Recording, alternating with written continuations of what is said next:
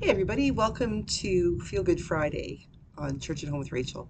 I was doing my daily office this morning, and in Bear Grylls Soul Fuel came across this story about Hattie Mae Wiatt, and I got to tell you, what a great way to start a weekend, almost anyway. Listen to this story. 6-year-old Hattie Mae Wiatt lived near Grace Baptist Church in Philadelphia, Pennsylvania, in the United States. This is in the late sort of 1870s, I think. The Sunday school was always jammed to overflowing, and many children had to be turned away. The minister told Hattie Mae that one day they would have buildings big enough to allow everyone to attend. "I hope you will," said Hattie. "It is so crowded, I'm afraid to go there alone." He replied, "When we get the money, we will construct one large enough to get all the children in." 2 years later, in 1886, Hattie Mae tragically died. After the heartbreaking funeral, Hattie's mother, weeping, gave the minister a little bag they had found under their daughter's pillow. It contained 57 cents that she had saved up and a little note she had written to help build bigger so that more children can go to Sunday school. The minister acted on this gift and changed all the money into pennies, offering each one for sale. From 57 pennies he received $250, which was itself changed into pennies and sold by the newly formed Wiatt Mite Society, MITE. In this way her 50 cents kept on multiplying. 26 years later, in a talk titled The History of the 57 Cents. So 26 years later, this was from 1886, so that would be 92. So 1912 is the year. This minister explained the results of Hattie's 57-cent donation. Remember, this is 1912. A church with a membership of more than 5,600 people. A hospital where tens of thousands of people have been treated. 80,000 young people going through university. 2,000 people going out to preach the gospel. And all this happened because Hattie Mae Wiatt invested her 57 cents. What happened to Hattie's money is nothing new. The theme of multiplication runs throughout the Bible, especially in the stories about the early church. From Luke chapter 6, verse 38. "Give, and it will be given to you. A good measure, pressed down, shaken together, and running over, will be poured into your lap. For with the measure you use, it will be measured back to you." What we give faithfully to the Lord, He multiplies.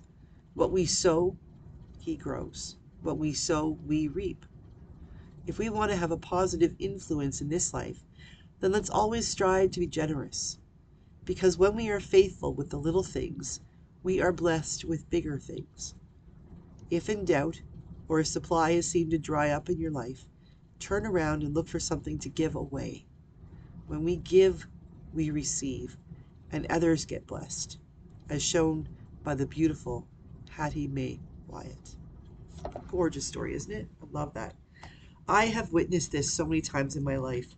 I remember when my first parish, one of the points, Stratford, St. Stephen Stratford, wanted to build a lift, and they needed to raise $120,000. They unexpectedly received a gift of $50,000 through some weird circumstances, but they still had to raise $70,000. And then just as they were about to break ground for the lift and do the work they needed to do, hadn't raised all the money yet. There was a massive, massive storm, and in Stratford, for whatever reason, the town had determined that all of the houses, everything had to drain their eaves troughs that catches the rain instead of putting it out on the road. In the storm's worse, it drained straight down in the ground, which then backed up in many parts of town in this massive, unheard of storm, sewage into basements and such. And the church was not, overlooked there. We found out that Sunday morning that the whole basement was under feet, like a couple of feet worth of water and all of those other things that come up when your sewage pipes are overrun. And so our insurance covered the replacement of the bathroom and fixing the kitchen, which had a little lip on it, but because with the insurance it had to be built to code, we now had our handicap accessible washroom and the handicap accessible kitchen prepared. by our insurance coverage, which means we didn't actually have to raise as much as we had. But in the meantime, for many months, it took just under a year to do this. We had people doing all kinds of things. We had Legion dinners and dances, and we had other things. But I remember two things. Film canisters. Remember back when we had 35 millimeter film?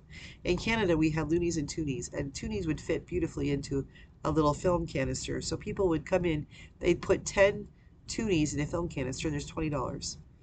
And we had another parishioner, Donna Rowe, who had a brand new computer and she was playing with it. She was retired, and she would get good cardstock paper and find pictures and things, and she'd make bookmarks and cards and sell them. Now, it didn't.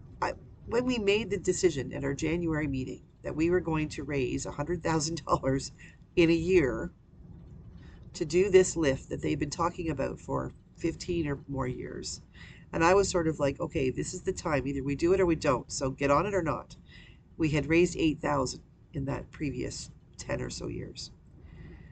So they decided, nope, they're going to do it. And I got to say, I was not a believing priest. I was a little skeptical. However, never underestimate the work of a small town community in their own church. They were amazing people. They went out. We had the meals, we had pledges, we had um, our regular fundraisers, we had yard sales, we had the canisters with toonies, we had the bookmarks, we had you name it, we had it. We got nothing in. I think the biggest gift we got was a $500 check. Everything was literally nickel and diming things. And yet, a year and a half after we made that decision to do that, we were breaking ground to put in a lift that then not only changed the life of the congregation, but it changed the life of our community, because we didn't even know that next door there was a L'Arche house. And now, because we were accessible, we could build a relationship with them. And it all began because a few people started doing things like putting loonies or toonies in film canisters, and Donna printing off bookmarks to sell. These little small things that can turn into something really big. Sometimes we get overwhelmed with this idea that we have to raise this much money. We have to do this much in order to get where we're going. And we forget that to get here it's 1,000 steps. And each step is doable, one at a time. We think of that with our camp, where we're always trying to raise money for the camp, to give honorariums to our counselors who come and volunteer their summer, so that as a bishop I can give them a little gift to say thank you. Our cathedral, we're working hard. Our new dean is doing incredible work, getting rid of the pews, putting in chairs, making it a community hub. We're going to start soup and a sandwich. I think I might have jumped on the sandwich thing, but we're gonna do work, believing that God is calling us to be able to serve the community, meaning the problems will be fixed, and the exterior will be fixed, and the chimney will be fixed, and all the things that are a bit of a problem right now that are going to cost thousands and thousands and thousands of dollars. The dean and the community of the cathedral are working on the understanding that, yeah, we've got to work on those things, but we've got to do God's work at the same time. And so, although putting in an accessible washroom downstairs and one upstairs in a kitchenette is going to take time and finances, we can still start by having a senior soup and sandwich on a regular basis, inviting people to come in and use this as a community hub, to be a warm and welcome place in the winter, and a cooling station, well, it's not very cool, but a cooler station in the summer. We have opportunities to reach out to people in God's name for God's work. And rather than worrying about how we'll get there 1,000 steps from now, the dean and the congregation, the faithful people at St. Matthew's Cathedral in Brandon, they're saying we can start here. What's our first step? It's incredible. Hattie Mae Wiatt was able, without even realizing she was doing it, because it happened after she died, her faith and her generosity of taking whatever little bit of money she got and donating it to the church changed the lives of thousands and thousands of people. And probably, since that was 1912 that we heard those statistics from, it probably did indeed change the lives of 1 million people for the better, because one little girl had 57 cents and a dream. We can do it. We can change the world, folks. What is our 57 cents? What is our dream? Maybe we need to not worry so much about the big picture and focus on the step in front of us. What's that 57-cent step? Because the truth is, we've got the 57 cents. Now we just have to make the step. Are you in? I am. I'll see you for soup and sandwich at the cathedral. God bless. Have a great weekend. I'll see you Sunday for Gospel on the Go and again on Monday for Church at Home with Rachel. Have a great weekend.